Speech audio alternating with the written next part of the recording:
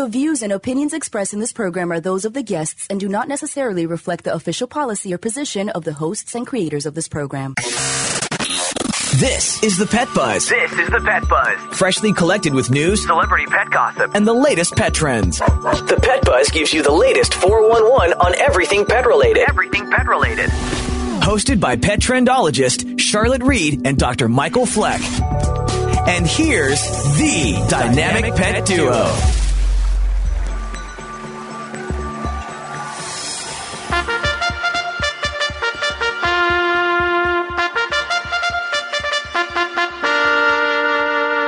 Greetings from the Pet Buzz Studios. This is a bittersweet day for us. It's Derby Day, and for the first time in many, many years, we're not in Louisville, Kentucky, enjoying the 146th Running for the Roses, otherwise known as the Kentucky Derby, the longest continuous held sporting event in the United States. Why, may you ask? And it's a bummer. Because of COVID-19, of course, the pandemic has affected so many aspects of our lives, including this year's race. Churchill Downs is not open to fans for the historic race due to the Kentucky growing pandemic numbers, as well as fans coming from all over the world to watch this spectacular sporting event. We still want to talk Derby with you and some of our very special guests for this annual Kentucky Derby special programming. So let me start out the show with the weekly countdown. In segment 4, I'm going to talk about how you can celebrate this year's Derby at home. You can do more than watching the race at 7:01 September 5th. Consider having a last-minute Derby party with a few friends and family members. Just remember, if you do have a party, you got to keep the spread down. Low numbers of healthy guests, please. Mm-hmm. In segment 3, American horse racing journalist and author of 6 books, Steve Haskin, will join us to opine about the contenders. And in segment 2, Florida State professor Dr. Catherine Mooney is discussing why it is more important than ever to talk about the contributions of African-American horsemen to Derby history. And in segment 1, we're starting out our show with our first guest, Christine Moore, our favorite Milner, to discuss the luck of the topper. And a big The Pet Buzz welcome to Christine Moore of Cam Hats NYC. Christine has accessorized the rich, the famous, the infamous, and even Kentucky Derby Barbie. Her hats are part of a state exhibit at Churchill Downs Kentucky Derby Museum. And Christine, a dear friend, Charlotte and I are pleased, so pleased, to welcome you back to The Pet Buzz today. Hi there. I'm pleased to be back. Thanks for having me on. Okay. I'm glad you're here. So please tell us, why do men and women wear hats to racing events? Racing is a family affair, and it engages the ladies who like to think about a million things at once. So it's like it's racing, it's dining, it's drinking, it's the fashion. It's a full day of fun. It's almost like a carnival, and I think of it's that there's so much going on in the at racing, and then it's also interactive. Like most sports aren't like this, where you come dressed to the nines and want to show off and be the focus of attention along with the sport. And it's a whole day. So there's gaps between the races, unlike other sports. So you have to fill that time, and that's part of it, is the fashion and the pageantry is part of filling the time. And people like to people watch, like you, Dr. Fleck. I sure do. Oh, absolutely. I mean, I think that's one of the main things about Derby, Breeders' Cup, the Triple Crown, is that people do want to see, they want to see other people dressed up, even if you don't dress to the nines. Like, you want to see it. People are definitely looking for the biggest and the most extravagant hat, and living vicariously through that person. Through that hat. Yeah. Well, one of the things that I find, and I was just thinking about it as you were talking, I'm thinking about my time at Triple Crown races, and I will say this. So, when you go to Kentucky, it's fantastic, lots of bright colors. It's a little downplayed down at the Preakness, but by the time you get to New York, I mean, it's so typical. I mean, you could spot, like here in Florida, you could spot the people from New York and New Jersey because they're always wearing black. And the same thing, I think, happens at the Belmont, right, Dr. Fleck? Yeah, that's right. right. You're in New York because somebody's wearing a cute, expensive black sleeveless dress to the Belmont with a matching black hat, and you're like, wait, dude or dudette, you're not going to a funeral. Okay. Okay. So I know that you design for a lot of famous people. And I also know that since there are no fans at Churchill Downs, just tell us, who'd you design for this year?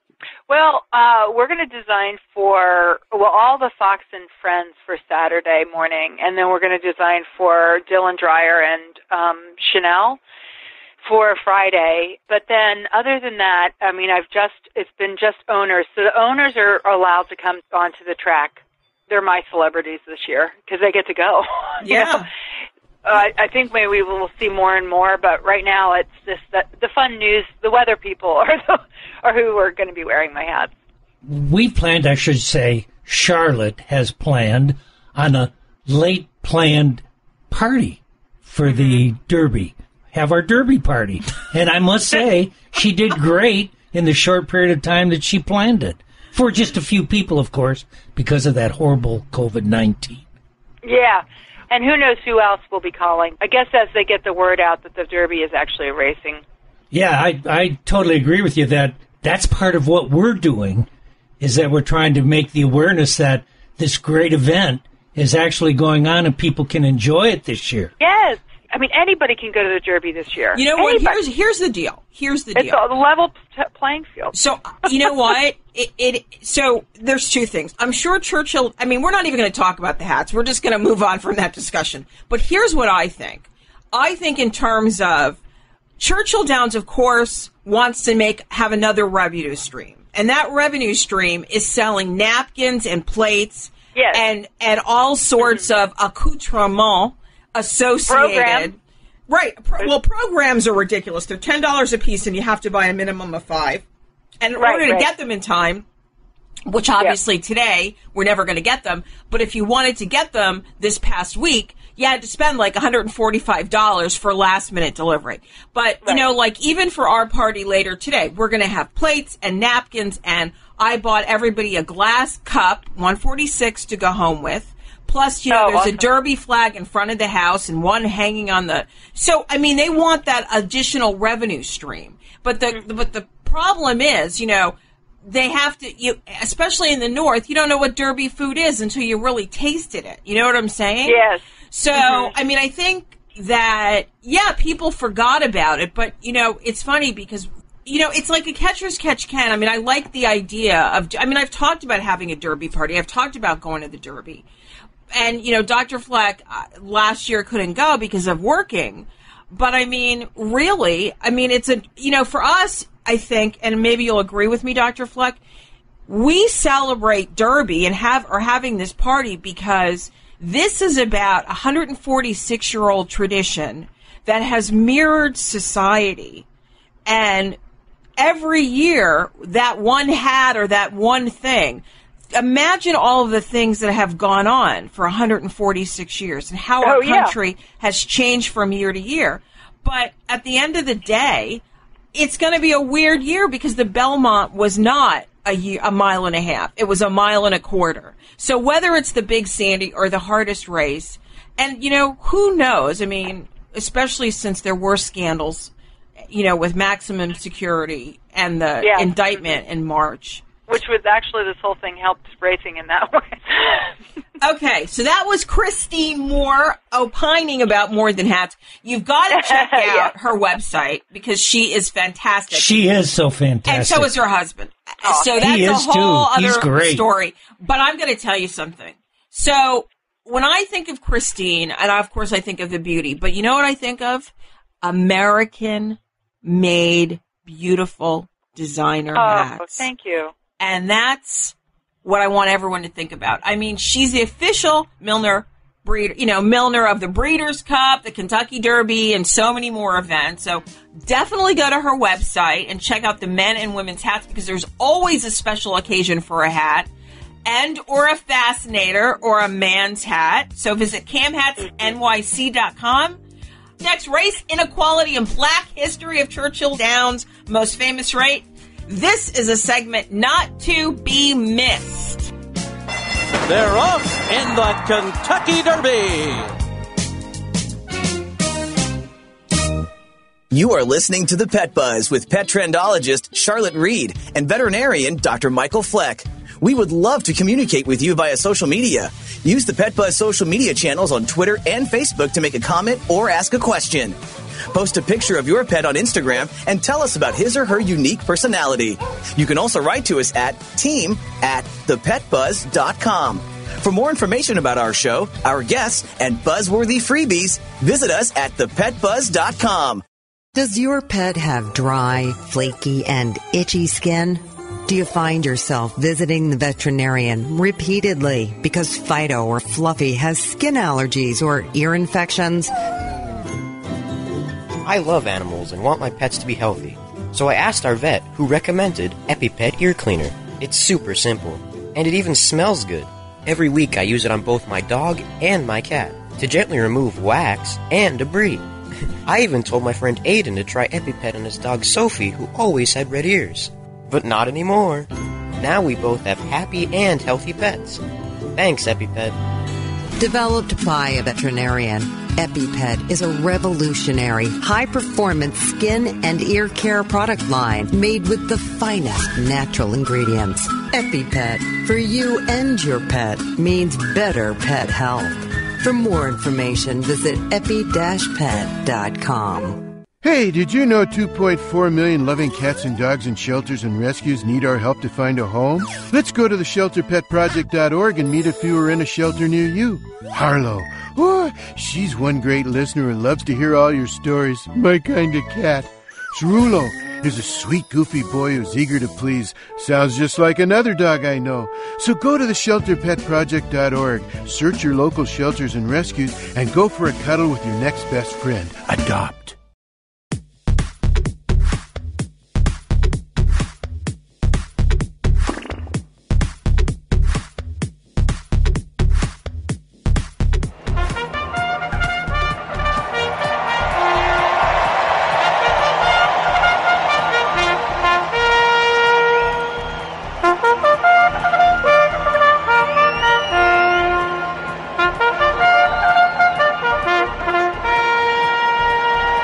Welcome back. You're listening to The Pet Buzz, the best in pet talk radio. I'm pet trendologist Charlotte Reed. And I'm veterinarian Dr. Michael Fleck.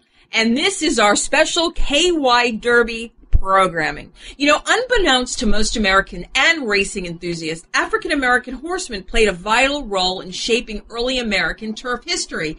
And the Kentucky Derby is no exception. The history of the Kentucky Derby and African-American horsemen are intertwined. Churchill Down and its race, the Kentucky Derby, owe a great deal to these black men who shaped America's greatest race. 13 of the 15 riders in the first Derby were African-American, while African-American reinsmen won 15 of the Derby's first 28 runnings. At this time when so many Americans are feeling that black men and women are being marginalized and suffer from inequality, it's important to remember and review history as well as celebrate the first black heroes of horse racing.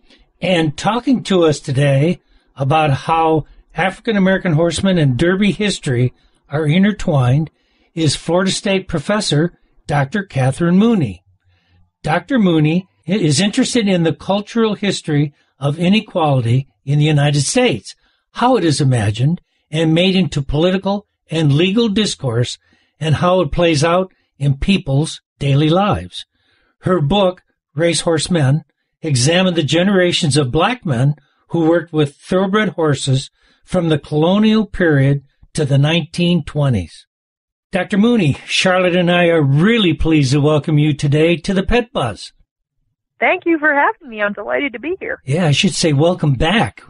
And I'm going to say thank you because I know I kind of pressured you to do this interview. Once again, you have my heart extended to you for being here. That's okay. We got you here. That's all that counts. That's right. So, Dr. Fleck, you had a question. I did. Say, when Marlon St. Julien rode the Derby in 2000, he became the first black man to get on a mount since 1921. Why's that? Well, it's a combination of things, and probably the most important factor was that after the real predominance of African Americans in occupations in the racing industry from really the founding of American racing to the turn of the 20th century and the coming of Jim Crow. When Jim Crow came, fewer and fewer African Americans were able to get promoted within the industry. And so there were fewer African American trainers who were mentoring young black men and giving them opportunities to ride big races.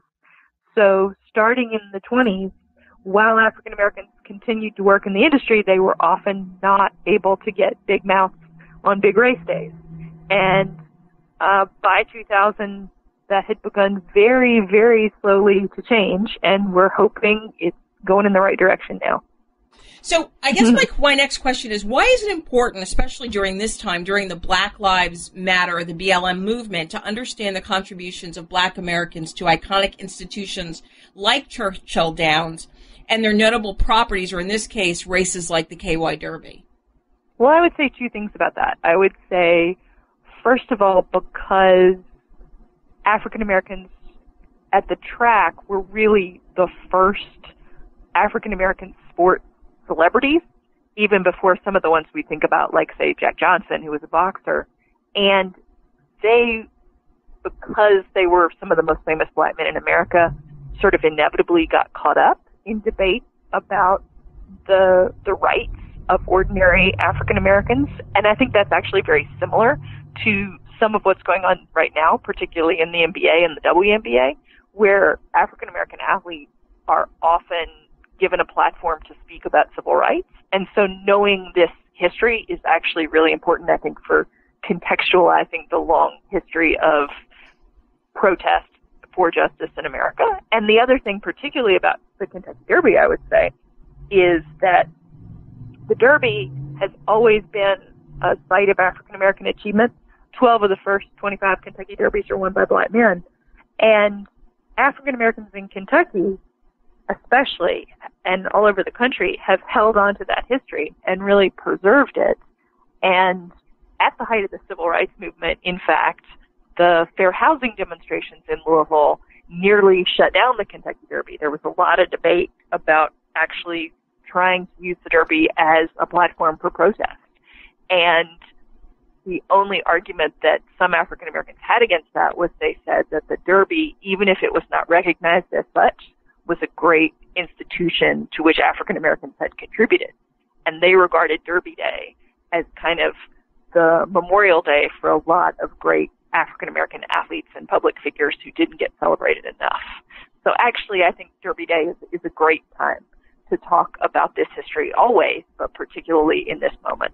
Yeah. Well, if you've just joined us, we're talking with Dr. Catherine Mooney, the author of Race Horsemen, a book that has examined the generations of black men who worked with thoroughbred horses from the colonial period to the 1920s. So now let's talk about the 15th Amendment. How did that contribute to horse racing, or didn't it? As I like to remind my students, the 15th Amendment, which was passed in 1870, doesn't actually mean anything unless people try to vote, right? Like, it can say on paper that the situation has changed and that people are enfranchised. But until regular people try to vote, nothing's changed. And what happened to racing because of the 15th Amendment was really that I think for a lot of white Americans, the 15th Amendment was kind of the culmination of this whole shift where there were black Americans who were enslaved, and then the 13th Amendment ends slavery, and then the 14th Amendment demands equal protection of the laws, and then the 15th Amendment gives black men the right to vote.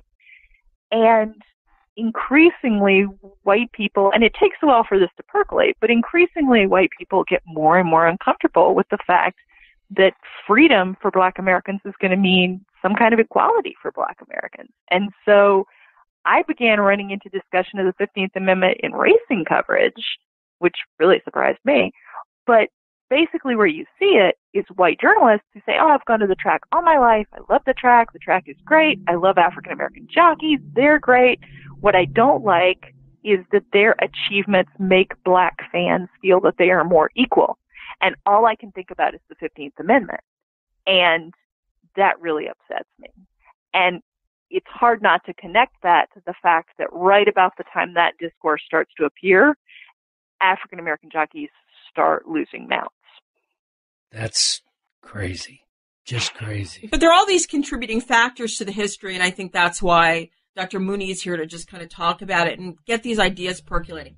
Dr. Mooney, it's always so exciting to have you on the show. Thank you so much for joining us today. Oh, thank you for having me. I am always glad to be here, and I am particularly glad to be here at Derby time. I'm going to hold you to that. Well, anyway, that was Florida State Professor Dr. Catherine Mooney discussing the African-American contribution to Churchill's Downs KY Derby history. You know what I really like when she comes on? As you listen to her voice. I mean, you like everything. But you can see it's such a personal mission for her. You can hear that emotion in her voice, the passion, the emotion in her voice. And that's what I love, and that's why I had to have her come back. She almost had me in tears. No one can get you in tears. Okay, next up, let's talk the present. Let's talk KY Derby contenders. Yes.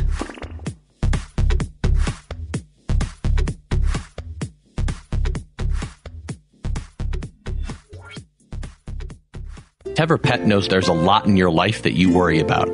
We want to make sure your pet's flea and tick protection isn't one of them.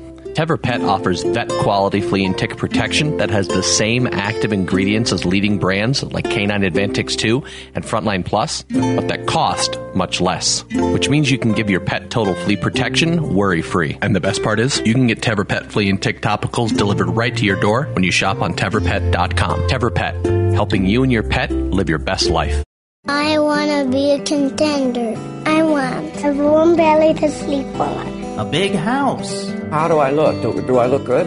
I want to play hard. My nails done. Once a month. I want a home. I just want a home. I want someone to love. Last year, more than 30,000 companion animals came to us without homes. 20,000 of them were felines. Let's make some homes. A person is the best thing to happen to a shelter pet. Be that person. Adopt.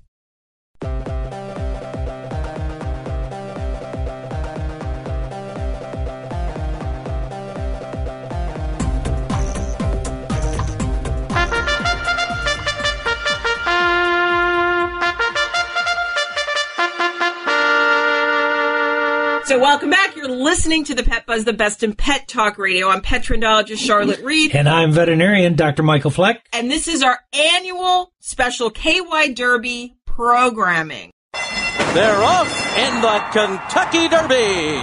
You know what? I could have been a contender. I could have been a contender.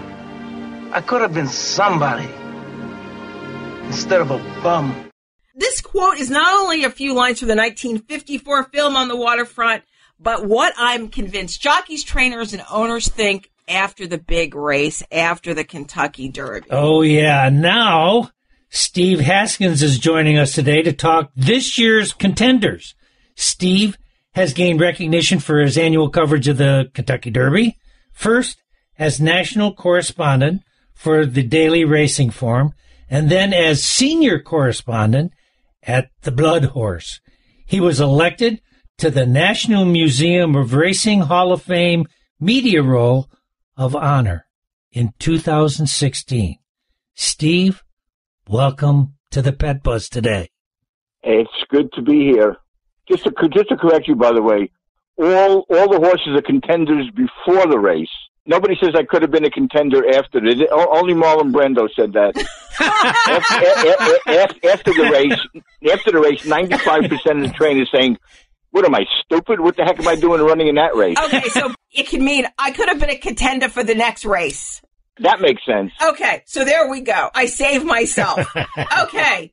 So, Steve, who are your top 3 contenders for the KY Derby race, and why?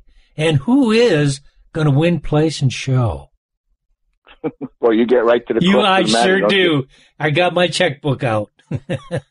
Well, I had my top 3 until Art Collector was scratched right before the post position drawer. He was the clear-cut second choice, which is a shame. He was the Bluegrass winner. So now you're down to 2. I mean, Tiz the Law has got to be on top of everybody's list. His odds are 3 to 5 on the morning line, which if he goes off at those odds, he will equal the shortest priced odds in the history of the Kentucky Derby. So that's how much of a standout he is. He just keeps getting better and better. I call him the machine. And I've had him on rank number 1 on my Derby dozen, my rankings for 17 straight weeks. So there's no way in the world I'm going to go off him now, especially with a lot of the top horses dropping out, like Art Collector and Caracaro. And then the second choice has got to be Honor AP. Honor AP is, he's a big, strong, long-striding horse. He won the Santa Anita Derby, and he's coming off a defeat, but it was a crazy run race, and a lot of question marks, though. He's coming in off only one little race in 13 weeks, and that's not the way you want to come into the Derby. So if you want to make a case for a long shot to sneak in there, you can. I've got three. I'll just go right to it. I got three long shots that I've liked all year, and I'm going to stick with them, even though they're coming in also in an unconventional way. One of us is Sole Volante, who's 30-1 on the overnights. Another is Major Fed, who is 50-1. And another one that I'm really getting to like now is Attachment Rate, who's 50-1. And just to let you know, by the way, out of the 18 horses entered, 12 of them are 30-1 or higher on the morning line. That just shows you, by the way, how many horses are in here just taking a stab. I'm going to bet some long shots. Why not? Derby's I just gave you three. Oh, you did, and I was quiet because I was writing everything down. Yeah, she scribbled those names down. I scribbled those. Okay, so just don't put my name to it. Don't worry, I won't. Okay, so earlier in the week we saw the draw. So how does post position factor into the potential Derby outcome? Well, let's put it this way. This is the first time it's ever happened, okay? The three favorites, who I just mentioned, Tiz the Law, Honor AP, and Authentic, out of the 18 horses, drew 16, 17, and 18. Okay, so that's one thing that you'll never see again. I mean, the odds, what are the odds in an 18-horse field that the three overwhelming favorites? I mean, they're 3-5, 5-1, and 8-1 on the morning line. That's unbelievable. 15-1. Well, like Steve said, it is a screwball year. So, yeah, it is. It is. So not only did they draw 16, 17, and 18, but Tiz the Law drew 17. Now, I have a question for you. Name me the only post position that has never, ever won the Kentucky Derby. Oh, no. Number 17? Correct. Oh, my gosh. Crazy. Just crazy. Okay. So was 2019, and so was the beginning of 2020. 2020 was supposed to be the big comeback year for horse racing after disqualifying Maximum Security at KY Derby 145, and in March, the indictment of 27 trainers, vets, and pros charged in a scheme to drug horses to race faster. The KY Derby, along with the Preakness and the Belmont, were looking to rebuild their reputations. Now with COVID-19, are we in danger of losing our interest in horse racing, or does all this make us just want more, and more? I don't know if it makes us want to add more, but I think it's just a one-year phenomenon. I mean, hopefully by next year, I mean, you never know what's going to be next year, but hopefully by next year everything will be back to normal. But you have to remember, for a short while, horse racing was the only sport running. That and WWE or whatever it is, the mixed martial arts, I guess, whatever it is. But that was the only other sport running because there was no basketball at the time. They had canceled the rest of their season and hockey, and baseball. There was no baseball. College football was most of it was being canceled. So horse racing was the only game in town. And you only had like a few racetracks running, and people were betting Fonner Park in Nebraska because it was one of the few racetracks that were open.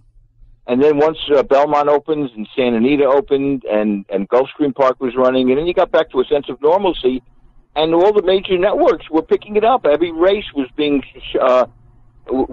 broadcast on ESPN, giving the results. So horse racing was pretty big there for a little while. So I don't think there's no danger right now. You know, the Triple Crown got messed up for absolutely no reason at all because Churchill Downs obviously decided to postpone the Derby from first Saturday in May to the first Saturday in September because they wanted to run in front of a full crowd, which obviously didn't happen. And then he wanted to run in front of a partially full crowd, which didn't happen. Now they're running against no crowd, which they could have easily done on the first Saturday in May. And that messed things up for everybody else. I mean, messed up the entire Triple Crown. It really did, because if you think about it, I mean, having the Belmont be short is really not the Belmont race. No, it's not. It's the Belmont in name only. Anybody who says, oh, Tiz the Law won the Belmont, no. He won the Peter Pan Stakes disguised as the Belmont Stakes. Exactly. I mean, a mile and an eighth around one turn is not the Belmont. And you have to remember is that in the normal Triple Crown, the final leg is meant to be the extreme challenge, something the horses have never done before and never will do again, which is to go a mile and a half after having run twice, 3 weeks before and 4 weeks before. So that's a challenge. This year, the final leg is going to be the Preakness, which is basically like the shortest leg. It's like hanging there like your appendix. It's just there. It doesn't do it. It's not doing anything. And by the time they run the Preakness in early October, everyone's going to be thinking Breeders' Cup. So it's not what you would call the ultimate final challenge you want for a horse trying for the Triple Crown. And if Tizzler wins the Derby, there are very few people that are going to think he's not going to win the Preakness Stakes. So it's just going to be there, and it's going to be anticlimactic, I think, unless one of the two monster fillies win the Preakness, come back, and win the Kentucky Oaks and come back. Well, look, you never know what's going to happen at the Derby. I mean, who thought Country Horse at 30-1 was going to win? Who thought people were actually going to call foul? Wow. So there. How do you like that? As I wrote in the script, Steve Haskin always educating me. Always. That's why I'm in the Hall of Fame. That's exactly why you're in the Hall of Fame. I got to thank you, Steve. Really, thanks. You're very welcome. Thanks for joining us today. That was really fun. I get a little slapped around, but that's okay. I get educated too. That's what we want. Well, hopefully you all get educated. That was Steve Haskin, an American horse racing journalist and author of 6 books. 6 books. Make sure you pronounce 6 correctly. I don't want that word before books not shouting at you. Okay. Well, anyway, next up, how to throw a last-minute Derby party. I could have been a contender. I could have been somebody instead of a bum. You are listening to The Pet Buzz with pet trendologist Charlotte Reed and veterinarian Dr. Michael Fleck. We love to communicate with you via social media. Use the Pet Buzz social media channels on Twitter and Facebook to make a comment or ask a question. Post a picture of your pet on Instagram and tell us about his or her unique personality. You can also write to us at team@thepetbuzz.com. For more information about our show, our guests, and our buzzworthy freebies, visit us at thepetbuzz.com.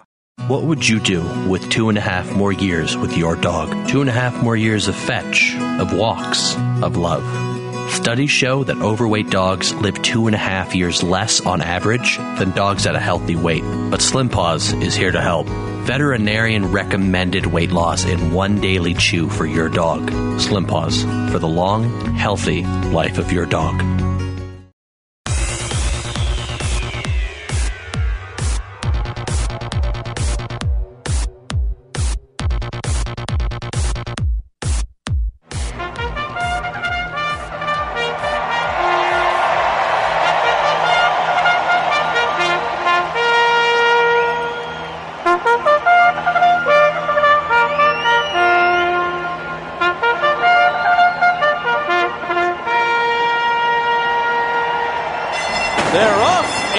Kentucky Derby.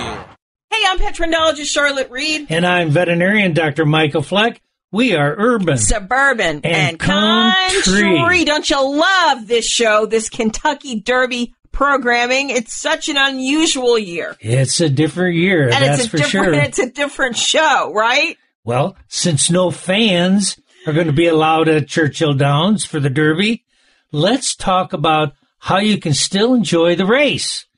I'm going to ask my party planner, Charlotte, how do you celebrate? But before that, why should you celebrate? You know, I think that's a really good question. I think the big thing for me is KY Derby is the longest running continuous held sporting event in the United States. So much history has taken place in 146 years. And really, the race, just Churchill Downs, is part of an American tradition. And there really hasn't been stopped. Even COVID-19 is not stopping the race from going on. But I think, as Christine Moore said, we need a little break. We need to have some fun. And we can do this at home. We can take this daily break from our life of living in this COVID world and getting boring and getting depressed. So I think that's why we need to celebrate. Oh, I totally agree. Well, so I agree. How are we going to celebrate, Charlotte? Well, we are going to have a KY Derby party at home, of course. Hot dog. Sounds good. Yeah. So it is possible to organize a party even at the last minute? Sure. Of course it is. You can whip something together pretty quickly. Okay. Tell me how you do it. Okay. Well, safety issues really matter. It's a big issue. So you could only invite a few friends or your immediate family, which I think is great. So if you're going to have some friends over, make up your list, call your friends and then follow up with an email. Party for 2 or 2.5 hours is good. So our party is from 5 to 7. It's plenty of time to eat, drink, socialize, gamble, and watch the Derby. So probably not flip-flops, shorts, and a T-shirt. So what about dressing up for it? Well, if you want to make it special, you can. You know, dressing is kind of fun. You know, make it, you know, have the gals wear sundresses. Guys can wear slacks. I mean, you don't have to go formal, but do a little bit more than jeans and T-shirts. And remember, you're celebrating a time-honored tradition, an American tradition. Okay, I'm beginning to salivate. Salivate because you must be thinking about I'm beginning to salivate. I'm thinking of eating and drinking. So what do you serve? Well, I think you're going to serve traditional Derby fare, so don't panic when I say that. You can serve hot browns, which is a traditionally open-faced turkey sandwich with bacon, tomatoes, pecorino romano cheese, and Mornay sauce. And here's the best part. None of that's expensive. The recipe for the legendary Louisville dish is on the Brown Hotel website at brownhotel.com. And you can serve Bourbon Marys, which actually they have the best Bourbon Marys at the Brown Hotel. So it's basically a Bloody Mary with bourbon instead of vodka. And the drink of the KY Derby is the mint julep. You know what I always find amazing? Each year, Churchill Downs literally serves more than 120,000 mint juleps over a 2-day period. 2 days. Right. So that feat requires 10,000 bottles, 10,000 of Old Forester mint julep, ready to serve cocktail, and 1,000 pounds of freshly harvested mint, 1,000 pounds of mint. So I grow mint in my kitchen window. I can't imagine 1,000 pounds of mint. And check this out, 60,000 pounds of crushed ice. So the mint julep recipe and other Derby cocktails, including the KY Oaks, that's on the day before, Friday, are on the KY Derby website, okay? So, what about the party? Should you decorate? Of course you gotta decorate. Silly question. You gotta make it special. And, you know, decoration is a snap. So, you know, you can visit your local party store, go for the red and black plates, cups, and napkins. You can also hang streamers. I mean, streamers, what, 35 cents? You know, that's not bad. The plates and napkins will cost you a little bit. It's too late to order stuff from the Kentucky Derby website or fanatics.com, for example. You know, a crafts, you got to have your garland of roses and some fresh roses. So a craft store like Michael's, well, actually, I should say Michael's didn't have any, but Hobby Lobby did. You can hang roses and then get some fresh roses for the table or some faux. I have to have fresh ones. Because the KY Derby, it's the Kentucky Derby is the run for the roses, so you got to have your roses. Well, we'll be watching on TV the pre-Derby run, and of have course. the pre-Derby show on. You could watch some other races, hear the commentary. But, you know? but what else can we do besides watch, eat, and drink? Well, it's 2 hours, so here's what I always do. I always have activities at any party that I do. So I think a fun thing to do, especially if you're having a small group of people, and you don't want everyone to be sitting around on the couch. You want them milling around. So Derby Trivia is great for pulling people together and pulling some facts off of the Derby website. You can make some cards and ask guest questions like, who is one of the most beloved horses of all time? Secretariat. Okay, here's another one. Who was the big red horse? Secretariat. What's one of your favorite movies? Secretariat. What movie did Diane Lane play in? Secretariat. Okay, of course. Okay. So, I mean, it's, you know, it's kind of, or, you know, it's fun things like that. So there's always things you can do like horseshoes. You can organize teams. You can play, you know, cornhole. That's a big thing. And you can do some friendly gambling. Now, on Pinterest, I found this little setup where you have mason jars. Yeah. Right? And you put all the horses' names on them. Mason jars, they're like $1.50. Okay, and you put their names on it. People can put like a little sheet down of how much they, what they bid for, what they gambled for. You can do an exacta, first and second, who comes in first and second place. I wouldn't get so specific, and you can do a trifecta. So make like the winners put all like $5 in or $1 in. Do something like the trifecta a little bit more so that person can win. Do we have 18 horses? We've got 18 horses. So how many jars? 18 jars, and if you do exacta or trifecta, add a few more. So it's not that hard. No, it's not that hard. I mean, like I said, that's $20 in jars. You don't have to do that. You can put everything, on a sheet. You just got to keep track of the bets with a write-in chart. And that can be really fun because people will go by the bar and just don't screw it up. Okay. But here's the thing.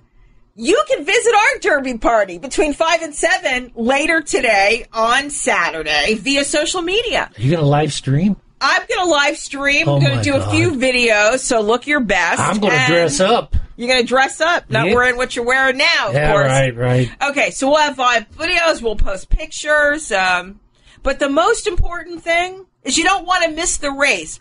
Post time today is 7:01 p.m. Eastern Standard Time on NBC Sports, wherever you may be, whether it's South Dakota, Spokane, Washington, Western Alabama, Roanoke, Virginia, Quincy, Illinois, right? Yep. Rhode Island. The Super Bowl of Amarillo, horse racing history is coming on us. Minnesota. Big shout out to all of our affiliates out there, right? Alaska? Not yet. Not yet. Alaska's coming. Anyway, speaking of time, it's time to wrap the show, Dr. Fleck. Oh my God, it is really? This is so much fun. This was one of my favorite Kentucky Derby shows we ever did, considering the circumstances. But before we go, we want to give you a preview of next week's show. So next week, you're going to talk about finding the perfect name for your pooch, how carbon monoxide affects pets, and why it's important to keep those carbon monoxide thingamajiggies in working condition, and how wildlife can affect your home. But before we go, why don't you thank our guest? The guest for this wonderful show today, Christine Moore, Dr. Catherine Mooney, and Steve Haskin. Gotta love that, Steve. And of course, we always must thank our sponsor, the Animal Medical Center of Bradenton and EpiPet, making better skin, coat, and ear care products for healthier pets everywhere. And if you have a question, write to us at team@ThePetBuzz.com. We'll try to cover it on next week's show. And if you've missed any portion of this show, visit our social media channels as well as your favorite streaming channel and listen to the podcast on Monday morning. And most importantly, remember, we're here each week to help you take better care of your pets. Peace out and pet love on KY Derby Day, September 5th. Goodbye.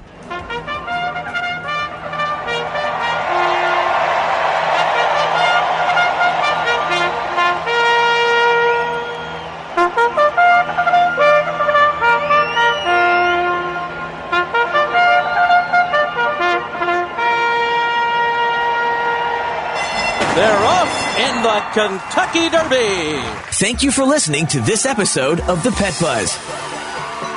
The Pet Buzz is hosted by the dynamic pet duo, pet trendologist Charlotte Reed and Dr. Michael Fleck. Tune in each week for the latest 411 on everything pet related. Visit our website at www.thepetbuzz.com. Learn more about us, the show, and our guests.